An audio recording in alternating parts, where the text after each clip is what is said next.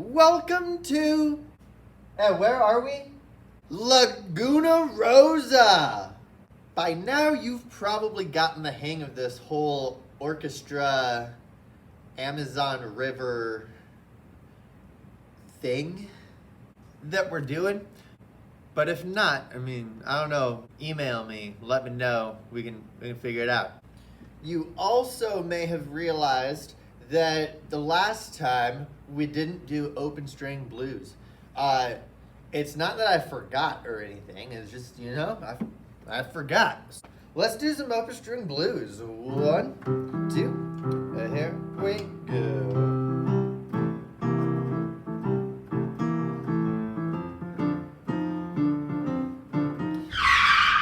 If you're one of my 6th graders, you're probably like, what rhythm are we playing, right? Week 3, and I just remembered that whole thing. Open string blues, check this out. Playing violin, you've probably figured out the 1, 2, 3, 4, 5, 6, 7, 8, 1, 2, 3, 4, 5, 6, 7, 8, 1, 2, 3, 4, 8 on each string, right? But this time, we're starting to get bored with just doing 8 on each string. So we're gonna do what we call pepperoni pizza on each string. The trick here is that in the amount of space that we normally do 8 notes, we can do 2 pepperoni pizzas.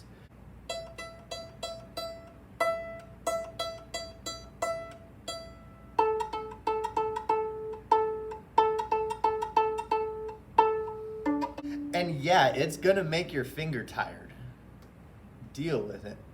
So here we go, pepperoni pizza, 2 times per string, but 3 times total.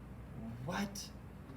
I'll write it down here. 1, 2, here we go.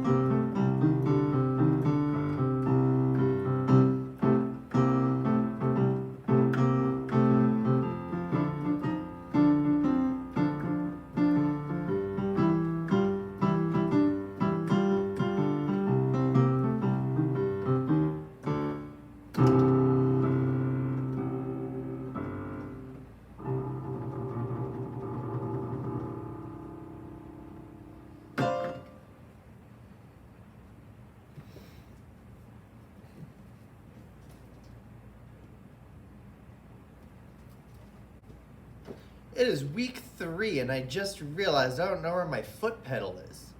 I hope I can find that. Coronado kids, did I have a foot pedal on this piano? Last year. Foot pedal? No, I don't know where it could be. Maybe we never had one. I don't know. Let me know. I'm going crazy, I guess.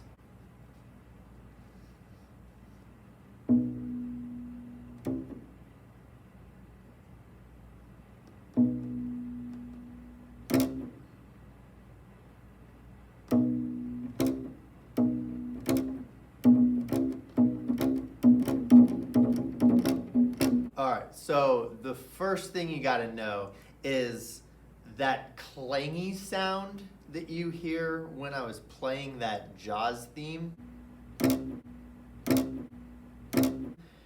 That's not a good sound. It's the sound of the string slapping against the wood. In almost all cases, we want to avoid that.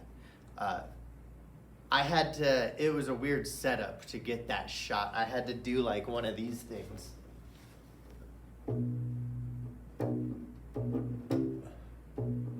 While moving it. Oh, and I had to hold my breath too because my face was right next to the microphone and all you could hear was me breathing the first time. So anyway, Here's a cello. I took off the finger tapes because of, you know, that thing we were talking about with the finger tapes. We didn't talk about that yet. We will though. I can edit this in. Okay, playing, because that's the important part we gotta record. Cut all before this. If your fingerboard looks like this, you're gonna have an easy time today. If your fingerboard looks like this, it's kind of like learning how to ride a bike without training wheels on. One, it's only scarier emotionally riding a bike without training wheels on. I mean, training wheels aren't gonna stop you from getting hit by a bus or chased down by a horse. It just stops you from tipping over. Two, you ever try turning on a bike with training wheels on? It's harder because it prevents you from leaning into those turns that you gotta make. And if you've ridden a bike before, you know you gotta kind of lean into those turns, otherwise you're gonna go flying off. Three, you will become a better bike rider quicker if you don't use training wheels. Sure, it's gonna be a little bit harder, but not really. It forces you to do it right the first time, rather than relying on those training wheels as a crutch. But if you do have training wheels, I mean finger tapes, then they should match what you see at the top of page 6. As you get better at playing and you practice more, that's actually how it happens. You practice more, you're gonna physically start to wear those finger tapes off, and eventually they're gonna get in the way and be annoying, and like a loose tooth, we gotta pull it out. And then you're on your own from there without the finger tapes. So anyway, that Jaws theme, if you weren't around in the 80s to know about Jaws, you might know it as that thing that plays before Baby Shark. It's all done on not one of these, but this guy's daddy, the bass. Bass.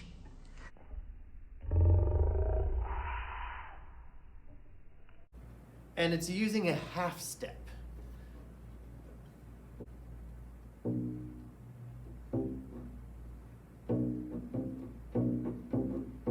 Half steps are close together. So the first thing I want you to do is with, I don't even care what finger it is right now, try to find that half step sound. And you can do it on any of these strings.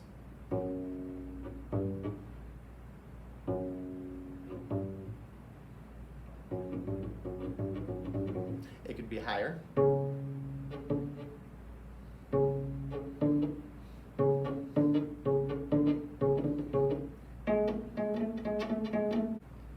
Even a violin could do it. And since I've got a violin here with tapes on it, check it out. A half step is right there. Halfway between the top of the string and that first tape. So if that's a half step, what do you think we would call that? Got any ideas?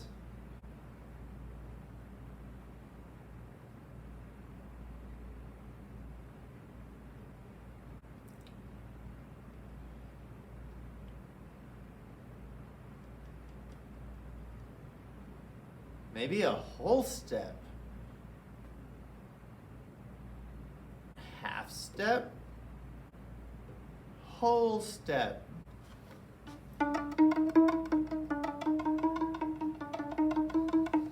Batman.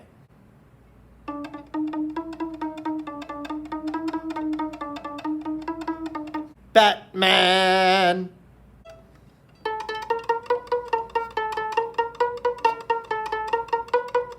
Batman. I wish that guy would stop singing.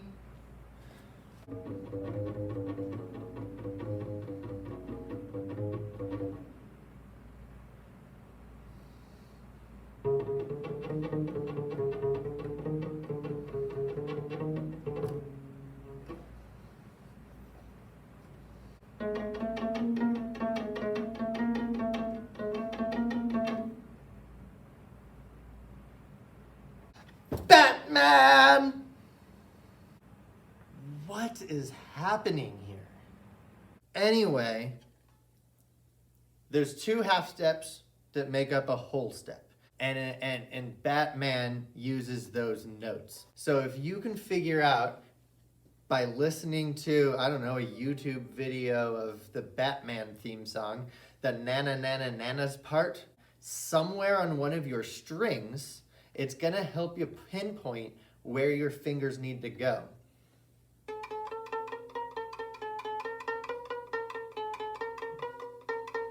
There I used two fingers, but you can use one finger if you need to.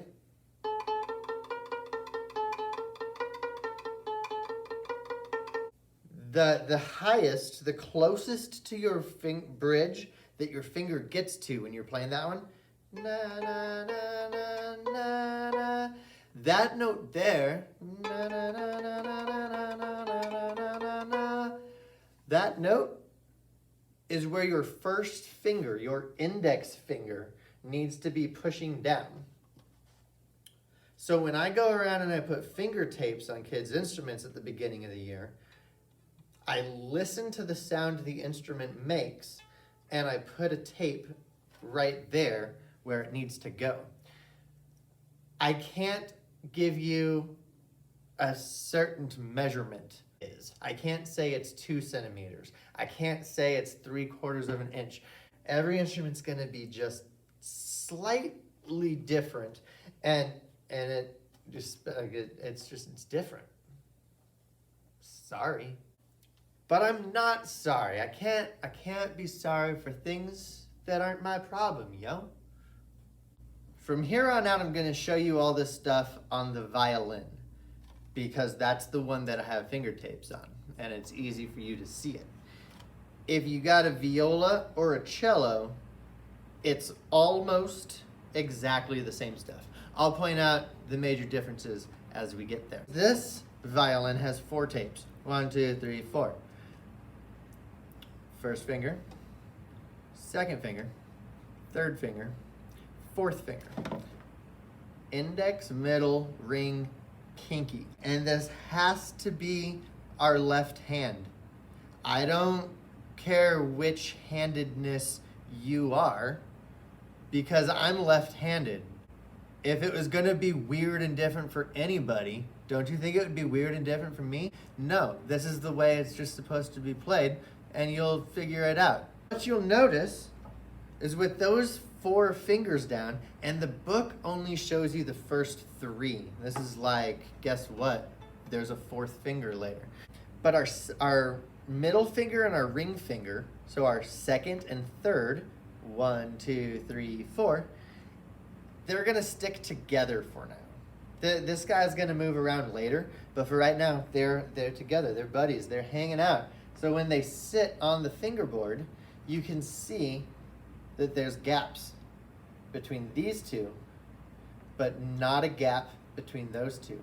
And when you look at just the finger tapes, you'll see that these two are big, wide gaps.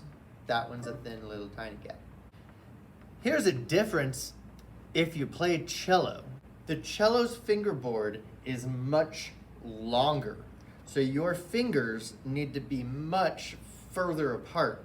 So much so that we can't do it. So we have to make a change if we're a cello player. Where the violins and violas go 1, 2, 3, 4, and we call this 2-3 position because our second and third fingers are next to each other. It doesn't work that way with cello. because you can't reach, you can reach it, but it's gonna be super uncomfortable and awkward, and it's gonna make it so that your sound doesn't sound as good as it could. So I mean, don't like try to prove to me that you can do it. You can do it, but you're gonna sound like garbage if you do it, so don't do it. So the change is, you go 1, 2 doesn't go down at all, 3, 4, and then you don't have a finger down here. When we get to 4th finger later for violin and viola, you do other things. Cellos, look at what's happening here, and be careful. Got it? I can't make it any more clear. Some real quick things to make sure that your fingers are in the right position. The 1st finger and a half step was the Jaws theme. And we only did that so that you would understand 2 half steps makes a whole step. So we know where our 1st finger goes. We want 2 steps in a row if we're putting our 1st and 2nd fingers down. So these 2 gaps need to be the same. And if you put your finger down correctly, you can play these notes going down. And it sounds like Mary had.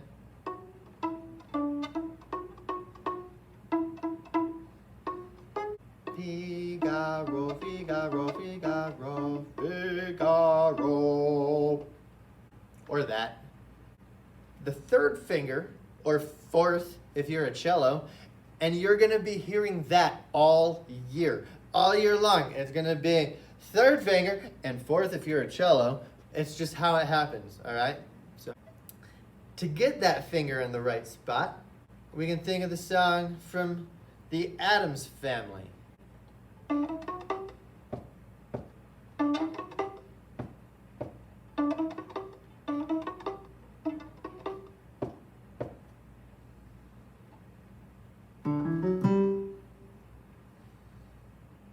We're not talking about 4th finger yet.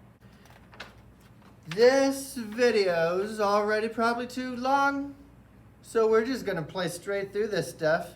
10, 11, and 12, because that's what you need for Laguna Rosa. Here we go. We're gonna let's read G. G is your 3rd finger. 4th if you play cello. G, G, G, G, G, G, G, G, G, G, G, G, G. Look at where it is in your book, on your staff. Here's number 10. 1, 2, and here we go.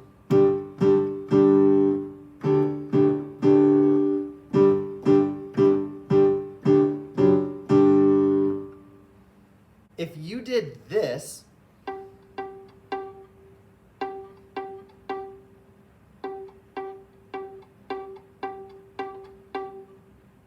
then I think you know what you're doing. And you can move on to number 11.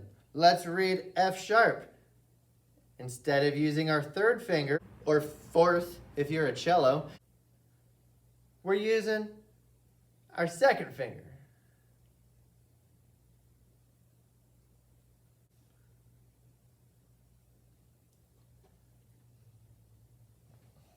One, 2, let's read F sharp.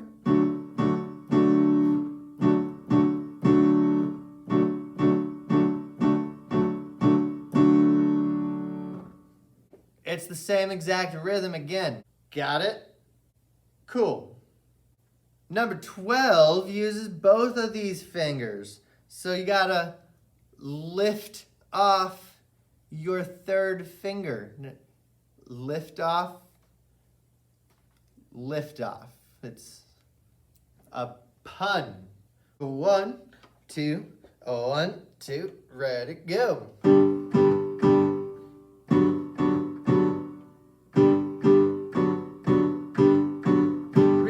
8.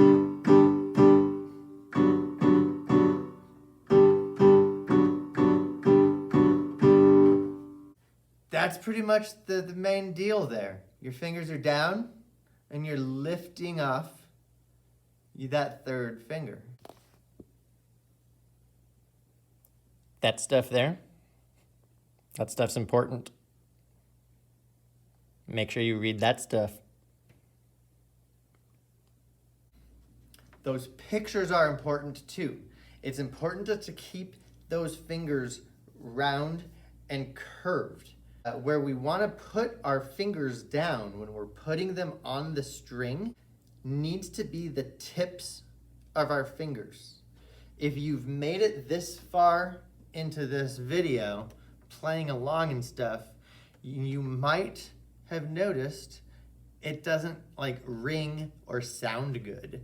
It's probably because you're using your fingers like this, and your fingerprints are the things going straight down onto the instrument. And that's just, it's not gonna sound as good. We need to get our fingertips down because it's a little bit bonier, and like your fingertip is harder than the fleshy part of your finger. So we wanna get that fingertip down, dig it into the fingerboard, and then you get that sound that rings and sounds a whole lot better. This whole left hand thing is important, and we're gonna be spending a lot of time talking about these kind of details. So get ready for a lot more being really picky about how our left hand works. If you can handle that, then you get to learn about how your right hand works, holding the bow, and that's even harder. So have fun, and we'll see you in the next video.